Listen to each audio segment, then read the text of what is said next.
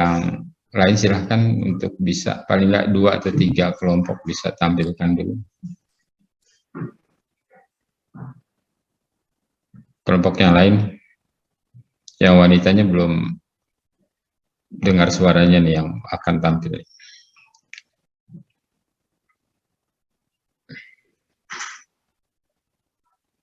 Tolong Andika Givari dikoordinir yang akan tampil lagi hari ini. Kalau tidak di minggu depan disiapkan paling nggak 3 ya, tiga tim yang akan maju untuk membuat presentasinya dengan studi kasus di tempat yang berbeda tentunya. Kelompok saya ya Pak selanjutnya. Oke, silakan sekarang Anita. Dengan siapa? Dengan Desfitri Pak. Ya.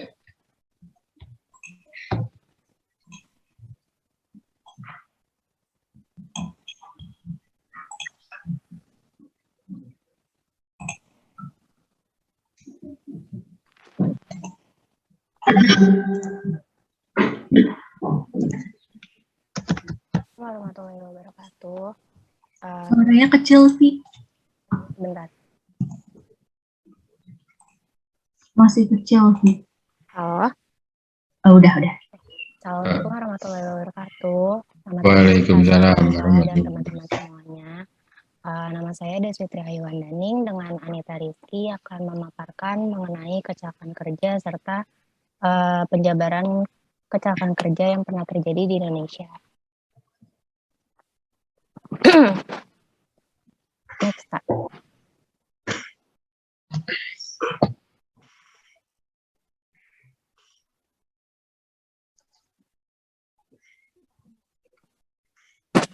Nah, ada definisi. Coba balik ke screen yang di awal. Saya belum mau saya screen dulu. Oke, sebentar ya. Ya, sebentar.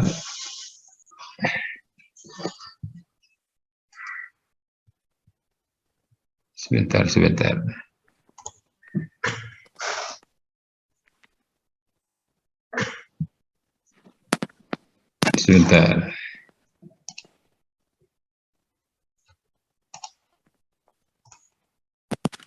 Oke, lanjut.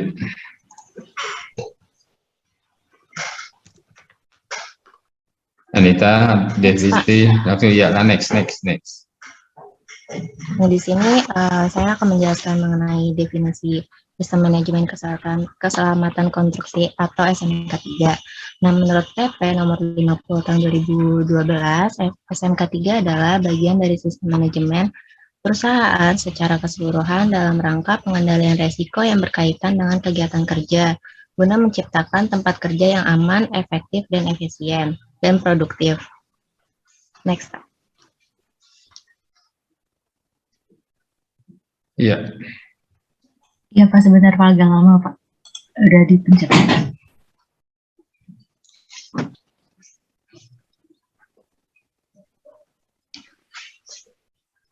Kemudian ada dasar hukum dari SMK 3 itu sendiri. Yang pertama ada UU nomor 2 tahun 2017 tentang jasa konstruksi, kemudian ada PP nomor 22 tahun 2020 tentang peraturan pelaksanaan, kemudian ada Permen PUPR nomor 21 tahun 2019 itu pedoman SMKK dan Permen PUPR nomor 14 tahun 2020 mengenai standar dan pedoman pengadaan jasa konstruksi melalui penyedia.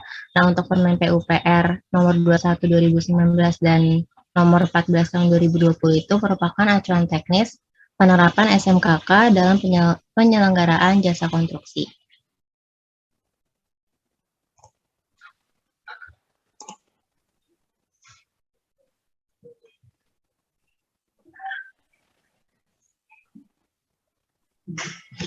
Kemudian ada definisi dari kecelakaan kerja. Kecelakaan kerja itu sendiri adalah kejadian yang tidak direncanakan, tidak terkendali, dan tidak dikehendaki pada saat bekerja. Bisa disebabkan secara langsung maupun tidak langsung oleh tindakan yang tidak aman atau kondisi yang tidak aman, sehingga terhentinya kegiatan kerja.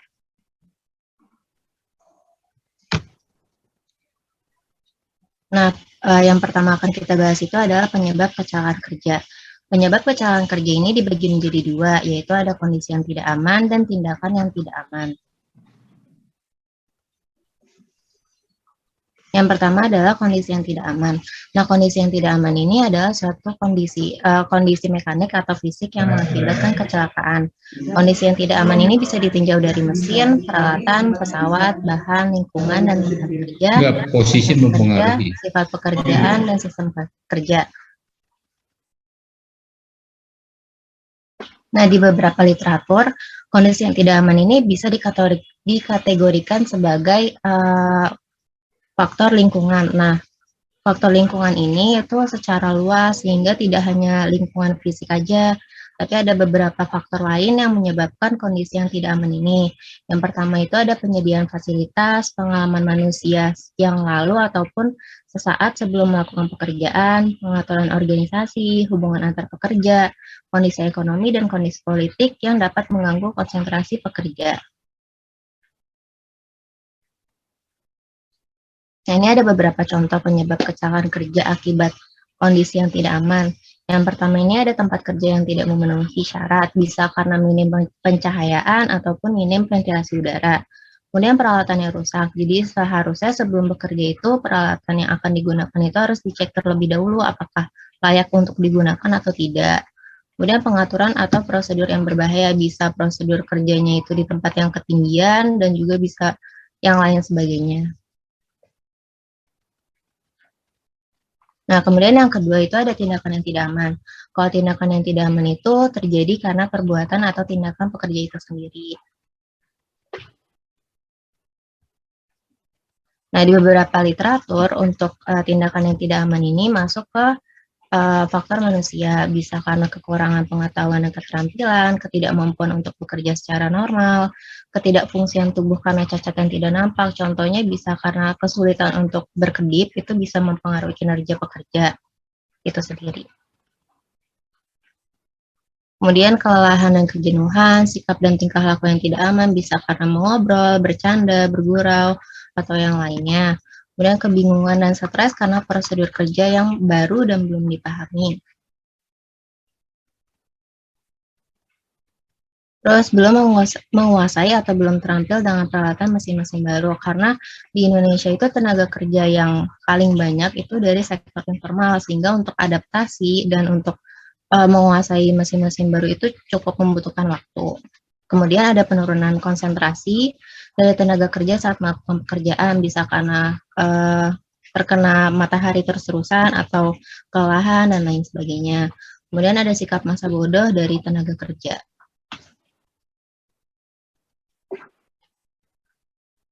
Ini ada contohnya, itu yang pertama tidak mengamankan peralatan. Kalau tidak mengamankan peralatan itu bisa saja membuat orang lain itu jadi tersandung dan menyebabkan kecelakaan kerja. Kemudian tidak menggunakan pakaian pelindung atau peralatan pelindung tubuh. Kemudian membuang benda sembarangan yang mengakibatkan bisa tersandung atau terpeleset.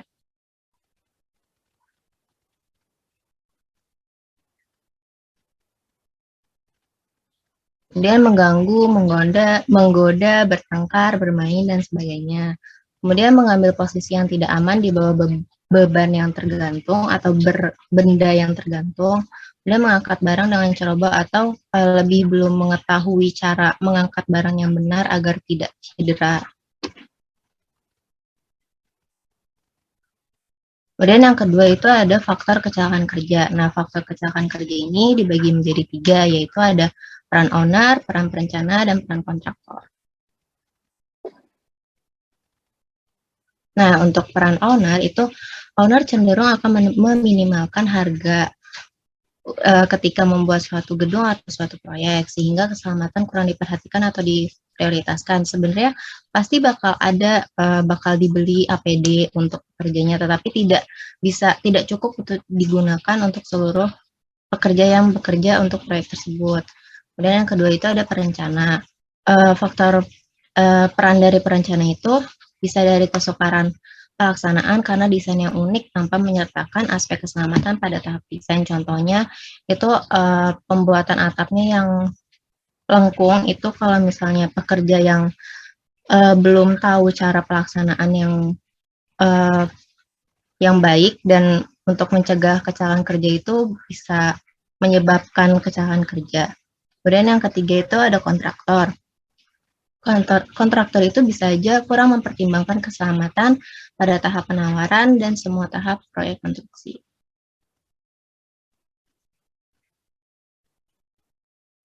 Kemudian yang ketiga ini ada klasifikasi kecelakaan kerja.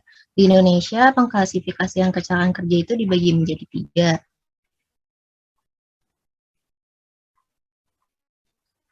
Ada yang pertama itu meninggal, itu bila korban itu meninggal pada tempo 24 jam terhitung mulai saat terjadinya kecelakaan kerja tersebut. Kemudian yang kedua ada luka berat, jika korban kecelakaan itu tidak dapat bekerja lebih dari 3 minggu, dan luka ringan itu bila korban tidak bisa bekerja kurang dari 3 minggu. Selanjutnya mengenai teori-teori ini akan dijelaskan oleh Anita Rizky.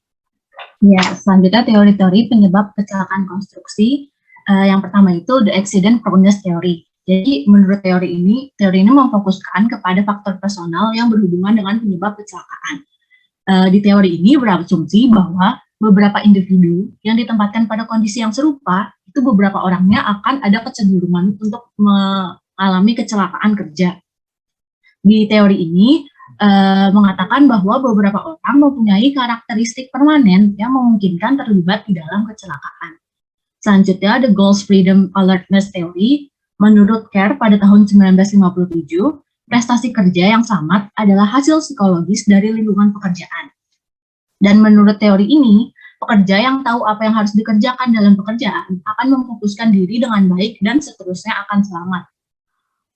Teori yang ketiga, the adjustment stress theory, ini melawan teori yang pertama. Jadi di teori ini mengatakan bahwa kecelakaan kerja itu tidak dijiwai oleh kecenderungan kecelakaan personal.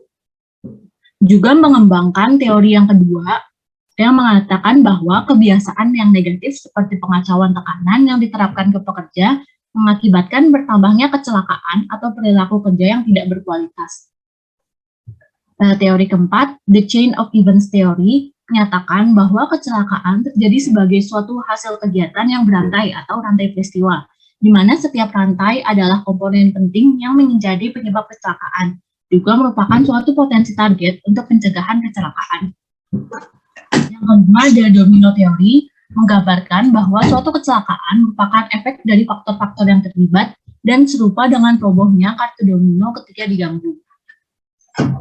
Yang keenam, the distraction theory, menyatakan bahwa keselamatan kerja bersifat situasional karena distraksi atau pengacauan mental yang bervariasi. Maka responnya harus dibedakan untuk menghasilkan pencapaian yang aman. Yang ketujuh, the constraint response theory, memetakan faktor penyebab kecelakaan menjadi proximal factor dan distal factor yang mungkin dihasilkan oleh klien, regu klien, para perencana, kontraktor maupun oleh subkontraktor.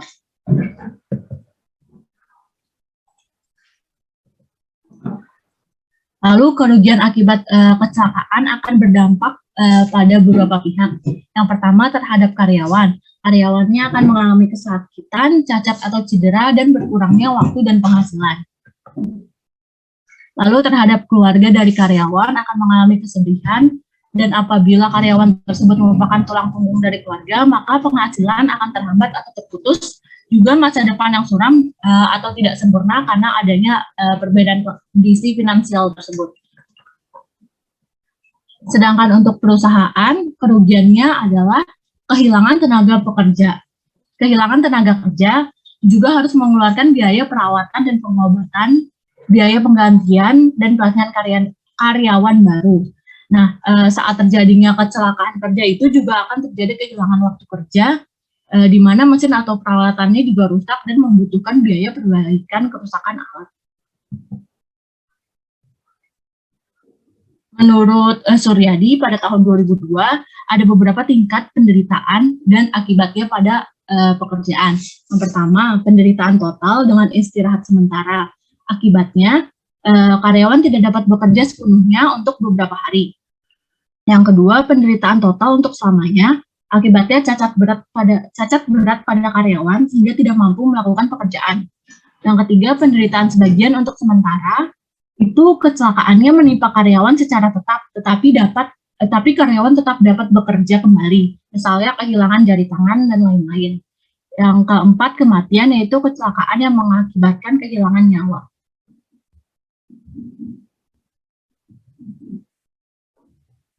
Selanjutnya, kasus kecelakaan kerja. Yang pertama ini ada robohnya scaffolding untuk proyek jalan tol Pandaan Malang yang terjadi pada Agustus 2018. Ini ada dokumentasi robohnya scaffolding. Nah, perusahaan yang next aja tuh. Nah, perusahaan yang melakukan proyek jalan tol ini adalah PT Pembangunan Perumahan atau PP. Nah, kecelakaan ini terjadi pada hari Rabu 1 Agustus 2018 pukul 1:30 siang dan berdampak ada 1 orang pekerja yang meninggal. Nah, jadi peristiwa ini terjadi pada pekerjaan box culvert untuk overpass di proyek Tol Dusun Purwo KM 10.300 areal Stasiun Sengon, di mana sedang dilakukan pembongkaran scaffolding yang terdiri dari 876 unit perancang. Nah, pembongkaran ini dilakukan oleh 5 orang. Nah, kecelakaan ini terjadi karena kelalaian pekerja yang tidak berhati-hati saat bekerja.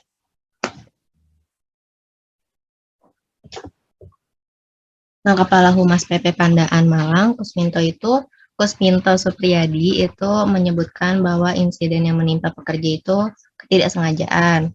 Nah, Kusminto itu juga menegaskan pada pengerjaan proyek ini atau proyek strategis nasional atau PSN ini mengedepankan profesionalitas. Jadi semua pekerja itu udah diminta dan dituntut untuk tetap mengutamakan keselamatan saat bekerja.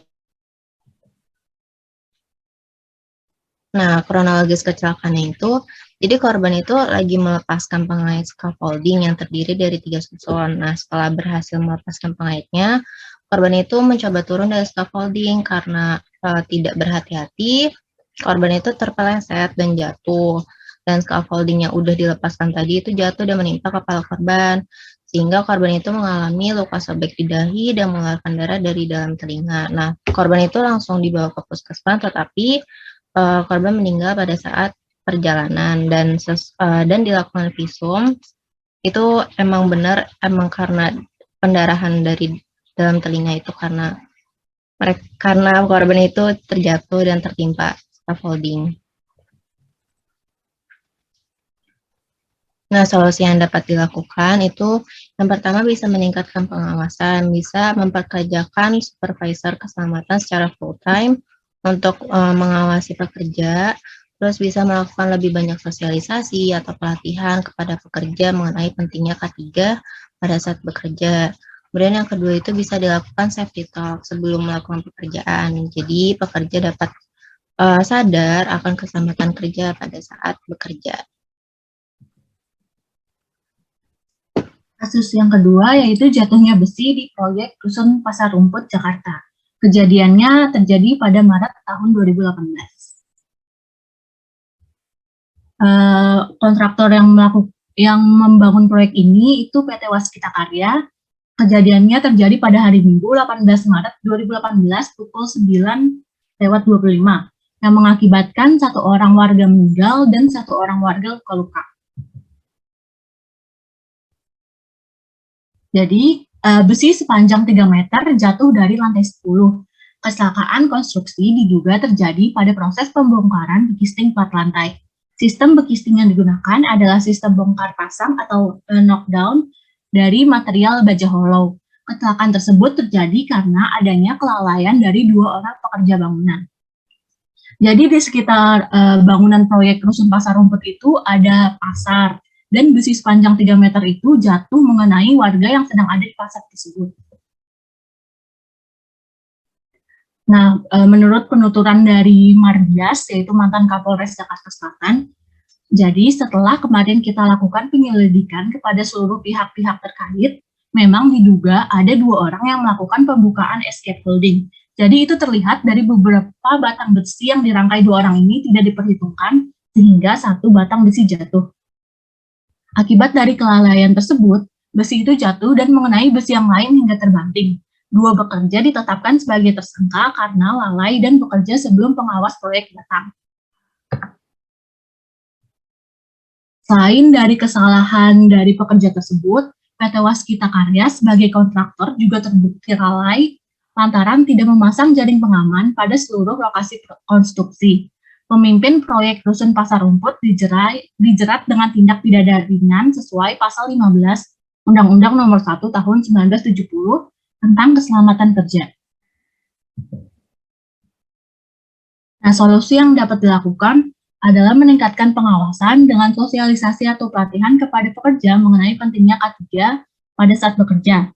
Juga melakukan safety talk agar para pekerja dapat ditanamkan kesadaran akan keselamatan kerja, juga memastikan terpenuhinya APD maupun APK. Kasus selanjutnya yaitu runtuhnya Rukan Cendrawasih di Samarinda pada Juni 2014. Kontraktor yang membangun bangunan ini semula oleh PT Firma Abadi. Kejadian terjadi pada Selasa 3 Juni 2014 yang mengakibatkan 12 orang pekerja meninggal dan 5 pekerja luka-luka. Awalnya dokumen IMB itu diterbitkan sebagai PT Firma Abadi sebagai pemohon izin yang terdiri dari 2 bangunan, satu bangunan sebelah timur yang sudah selesai dan satu bangunan sebelah barat yang runtuh pada saat proses konstruksi, tepatnya saat pengecoran lantai ketiga. Nah, penyebab dari runtuhnya Rukan ini cukup kompleks. Yang pertama, kegagalan fondasi. Jadi awalnya kondisi tanah existing adalah rawa dan merupakan tanah lempung, sehingga memerlukan waktu lama untuk terkonsolidasi tanpa penanganan khusus. Sedangkan pada proyek ini, dari proses pembersihan lahan hingga berdirinya lantai 1 itu hanya membutuhkan waktu 6 bulan. Jadi tanahnya tidak terkonsolidasi secara padat. Yang kedua, kegagalan struktur. Terjadi keretakan pada kolom di lantai 2 yang disebabkan adanya deviasi antara perencanaan dan pelaksanaan, di mana kontraktor mengurangi ukuran kolom menjadi 23 x 23 cm. Nah, ini juga bertentangan dengan filosofi desain yang kita pelajari, yaitu strong column, weak beam. Di sini terjadi keretakan duluan pada kolom, di mana seharusnya kolom itu didesain lebih kuat dibanding baloknya, sehingga apabila ada kerusakan di balok masih bisa ditopang oleh kolom. Tetapi di kasus ini malah kolomnya duluan yang terjadi keretakan. Penyebab yang ketiga adalah casting dan perancah tidak direncanakan dengan detail. Perancah yang terbuat dari kayu tidak kuat menahan beban beton yang masih basah. Akibatnya runtuh tiba-tiba saat pengecoran plat lantai. Yang keempat, organisasi proyek tidak benar. Proyek ini tidak memiliki konsultan perencana dan desain bangunan tidak diketahui dari mana dibuatnya. Pengawasan hanya dilakukan oleh mandor. Penyebab yang kelima yaitu pengalihan pekerjaan secara serampangan. Seperti yang sudah disebutkan, awalnya kontraktor yang memegang proyek ini adalah PT Firma Abadi, lalu diserahkan kepada individu yang merupakan pemborong berinisial NI, kemudian diserahkan lagi kepada mandor berinisial S. Pengalihan pekerjaan ini meliputi keseluruhan pekerjaan dan sama sekali tidak ada pengawasan dari kontraktor utama. Jadi kalau pada kasus ini penyebabnya lebih banyak ke teknisnya karena kontraktornya tidak profesional. Nah, oleh karena itu ada beberapa peraturan yang bisa menjerat yang berhubungan dengan kasus ini. Yang pertama, UU Nomor 18 Tahun 1999 tentang jasa konstruksi, pasal 25 ayat 1, 2, 3, juga pasal 26 ayat 1 dan 2. UU Nomor 28 Tahun 2022 tentang bangunan gedung, pasal 35 ayat 1, pasal 36 ayat 2 dan 3, pasal 44 dan pasal 47, juga peraturan pemerintah nomor 29 tahun 2000 tentang penyelenggaraan jasa konstruksi pasal 31. Solusi yang dapat dilakukan agar menghindari kecelakaan seperti ini adalah yang pertama menyusun organisasi proyek, mempersiapkan perencanaan sesuai dengan peraturan, juga melakukan teknis konstruksi sesuai perencanaan dan peraturan, lalu mengikut sertakan ahli pada setiap bidangnya, melakukan safety talk pada pekerja, dan meningkatkan pengawasan. Ya, sekian dari presentasi kami. Kurang lebihnya mohon maaf. Apakah ada pertanyaan atau tanggapan? Ya, silakan teman-teman yang ingin menanggapi. Kalau dari penjelasan Anita tadi dan siapa tadi? Yes, Fitri, Pak. Yes, Fitri. Ya, itu sudah beberapa kecelakaan kerja yang ditampilkan atau yang dibahas, terutama adalah dari keselamatan konstruksi, lebih ditampilkan studi kasusnya, dan di awalnya menceritakan atau membahas tentang faktor-faktor penyebab adanya kecelakaan, faktor internal, eksternal, lokasi kerja, dan lain-lain. Cuma saya mau menanggapi sedikit buat kamu dan yang lain ya. Ada dua kata yang hampir sama. Ada SMK3L gitu dengan SMKK. Ini kalau dilihat memang hampir sama, tapi sebenarnya ada perbedaan. Kalau SMKK itu lebih kepada keselamatan konstruksi. Jadi sistem manajemen organisasi pelaksanaan konstruksi dalam rangka pengendalian resiko keselamatan konstruksinya pada setiap pekerjaan konstruksi. Tapi kalau SMK3 itu ya sistem manajemen juga, sistem manajemen organisasi pelaksanaan pekerjaan konstruksi dalam rangka pengendalian resiko K3-nya.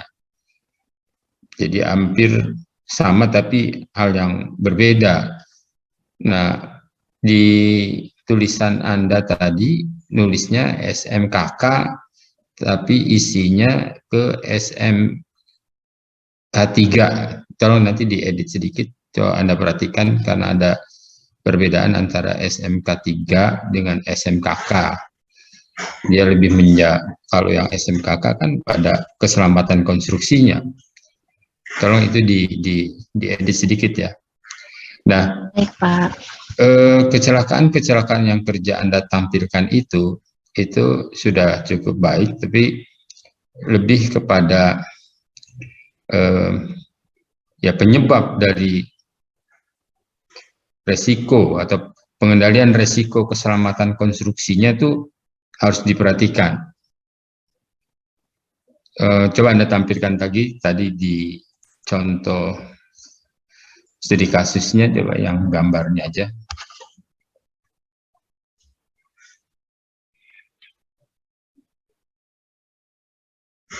Nah, ini kan seperti robohnya scaffolding. Ini di jalan tol Pandaan Malang ya. Kalau dilihat dari robohnya scaffolding, ini kan berarti keselamatan konstruksi. Sistem manajemen keselamatan konstruksi tersebut yang harus kita perhatikan, itu menjadi fokus pembahasan pada masalah ini. Kalau orangnya jatuh akibat kerja, maka lebih kepada SMK3-nya. Nah, ini kalau ini keselamatan konstruksi, Anda sudah bisa membedakan, bagus. Cuma nanti lebih didetailkan lagi penyebab robohnya konstruksi scaffolding ini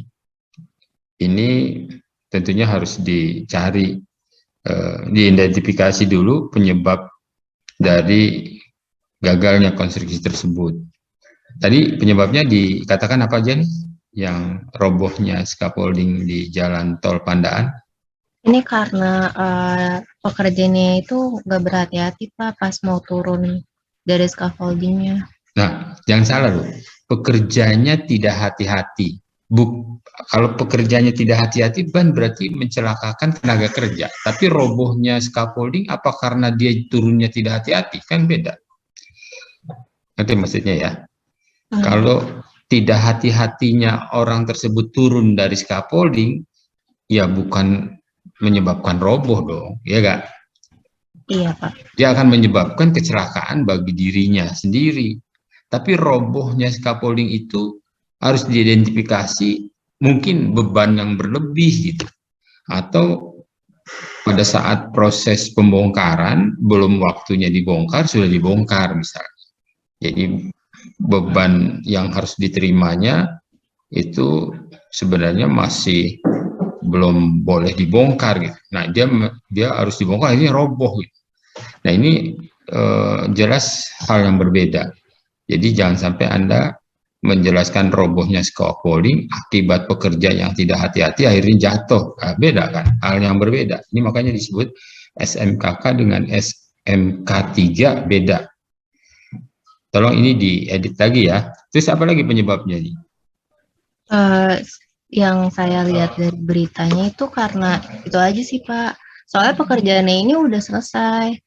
Ini ngajarin ya makanya ini kok bisa saat dia jatuh kok robohnya scaffolding akibat dia tidak hati-hati saat bekerja sehingga dia jatuh, kan berbeda. Oh, Gitu. itu Pak karena pas dia jatuh kesenggol scaffoldingnya karena dia jatuhnya ke arah scaffoldingnya kan scaffoldingnya jadi udah dilepas, iya terus udah dilepas pengaitnya dan dia jatuh mengenai scaffolding tersebut dan pas dia jatuh scaffoldingnya juga ikut jatuh Pak. Jadi karena robohnya scaffolding karena ketimpa dia gitu ya? Iya kesenggol dia Pak pas jatuh. Oh, berarti konstruksi scaffolding masa kesenggol orang bisa roboh, nggak nerima beban aja roboh. Ini berarti dalam pelaksanaannya nggak hati-hati nih dalam pemasangan scaffoldingnya belum memenuhi syarat pekerjaan acuan perancah atau syarat pekerjaan scaffolding harusnya ya. Itu apalagi penyebabnya robohnya scaffolding ini? Udah itu aja Pak. Oh, ini Anda harus tambahkan lagi kira-kira penyebabnya apa? Kok bisa cuma kesenggol? Sama dengan robohnya scaffolding pada pekerjaan jalan tol Becakayu. Itu robohnya ternyata bukan karena beban yang berlebih, bukan. Beban berlebih tentunya sudah dihitung. Nah, ternyata mereka itu robohnya scaffolding pada pekerjaan jalan tol Becakayu itu karena dia masang bautnya kurang. Nah, itu dia diidentifikasi karena selamat konstruksinya ternyata tidak ngecek jumlah baut yang dipasang pada begisting pengecoran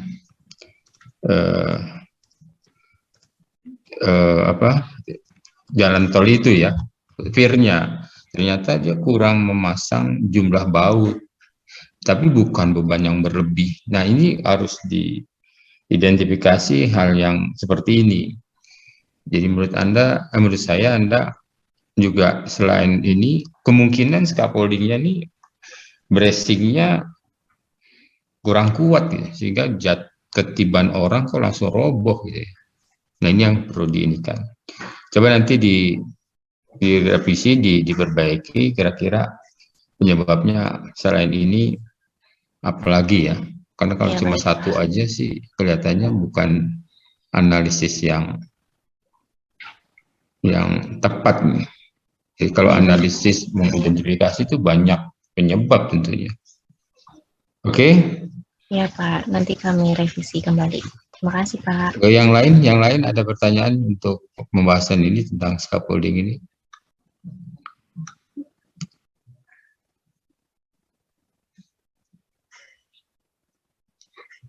Baik, kalau tidak itu nanti diperbaiki. Kita kasih plus untuk kelompok ini. Kita beri kesempatan untuk kelompok lain yang masih bisa tampil untuk hari ini. Kalau tidak, kita lanjutkan di minggu depan karena masih banyak waktu untuk menampilkan yang studi kasus yang terjadi. Baik, terima kasih Pak. Iya. Dan presentasi dari saya dan Grace Fitri, kurang lebihnya mohon maaf. Assalamualaikum warahmatullahi wabarakatuh. Waalaikumsalam warahmatullahi Waalaikumsalam warahmatullahi wabarakatuh. Ada lagi Andika Gifari?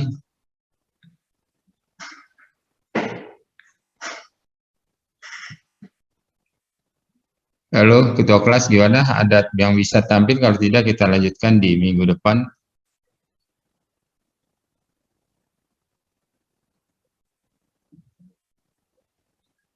Baik, saya rasa untuk kali ini sudah cukup. Jangan lupa absen tetap berjalan seperti biasa. Saya akhiri. Assalamualaikum warahmatullahi wabarakatuh. Waalaikumsalam warahmatullahi Terima kasih, Pak. wabarakatuh. Terima kasih, Pak.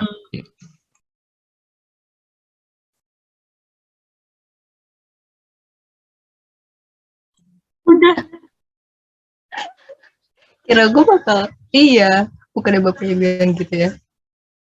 Tadi bilangnya gitu sih.